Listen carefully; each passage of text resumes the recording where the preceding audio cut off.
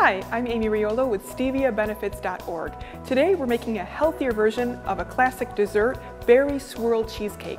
We're replacing the added sugar with stevia, which is a natural, zero-calorie sweetener. Before we begin, here are the ingredients we'll need to get started.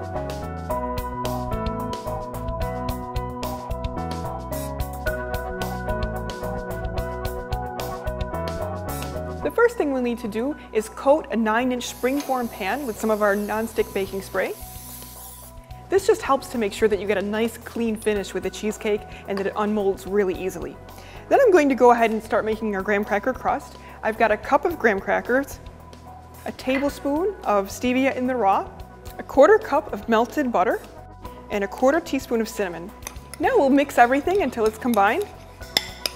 So now I'm just going to line the bottom of our pan with this mixture. This will make a nice crust for us. So I'm just pressing my crust right down into the pan to make sure that it holds together when we bake it. Just make sure that all of the edges are covered and that you don't have any pieces at the bottom of your pan exposed. So I just finished pressing the crust into the pan, and now I'm going to bake this for about 10 minutes in my oven that I've preheated at 350 degrees, and next we'll be able to make the filling. So our crust has just finished baking. It's taken about 10 minutes, and we can let it cool and then go ahead and start our cheesecake filling. The first thing we're going to need to do is make a mixture with our gelatin. So we're going to add our heavy cream, and we'll just bring this to a very light boil. And I'm going to go ahead and add in my packet of gelatin right into the milk.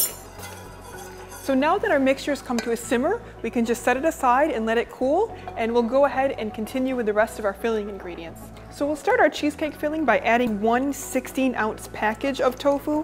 It's great because it's going to add a lot of creaminess and texture into our recipe. It's also protein, and it's a lot less fat than we would normally have in cream cheese. Then I'm going to add in a cup of the part skim ricotta. Then we'll add in a 1/2 cup of our half and half.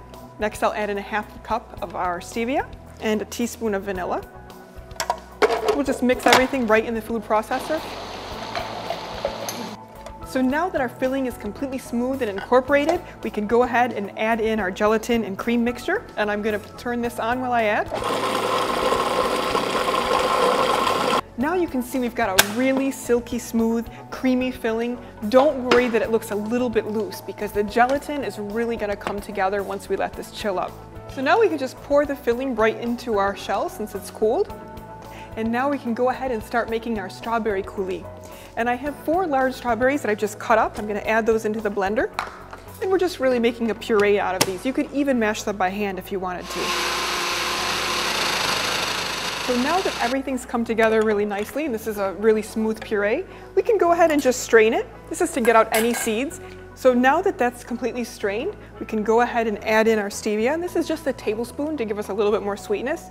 You might be wondering where stevia comes from. It actually originates in South America, but now it's being grown in many countries around the world, and it's a very popular addition to desserts, beverages, salad dressings, and tabletop sweeteners in the United States and everywhere. We can go ahead and pour it on top of our cheesecake. So now we can just take a toothpick and swirl the coulis around right into the top of the cheesecake. And this gives it that classic finish. And as soon as you've got a pattern that you're happy with, you can go ahead and cover it with plastic wrap. And then we're going to transfer this to the refrigerator and let it chill for about 2 to 3 hours to set up.